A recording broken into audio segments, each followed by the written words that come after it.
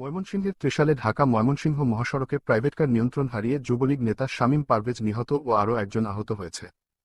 স্থানীয় ও পুলিশ সূত্রে জানা যায়, বৃহস্পতিবার 25 এপ্রিল ভোর সকালে উপজেলার ঢাকা ময়মনসিংহ মহাসড়কের নুরুর দোকান নামক স্থানে প্রাইভেট কার নিয়ন্ত্রণ হারিয়ে স্থানীয় মাদ্রাসার দানোবাক্স ভেঙ্গে বৈদ্যুতিক খুঁটির সাথে সংঘর্ষ হয়ে গাড়ি ধুমুরে মুচড়ে যায়।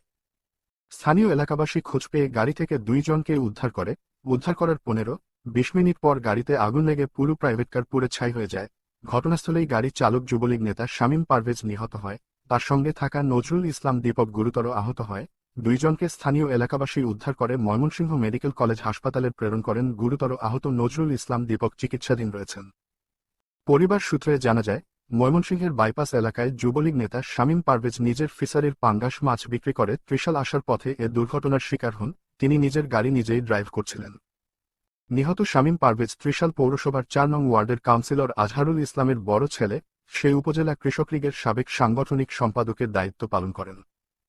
ত্রিশাল থানার ভারপ্রাপ্ত কর্মকর্তা কামাল হোসেন ঘটনা সত্যতা নিশ্চিত করে বলেন, বৃহস্পতিবার ভোর সকালে উপজেলার ঢাকা ময়মনসিংহ মহাসড়কের নুরুর দোকান নামক স্থানে এ দুর্ঘটনা ঘটে। এতে ঘটনাস্থলেই একজন নিহত ও অপর একজন আহত হয়।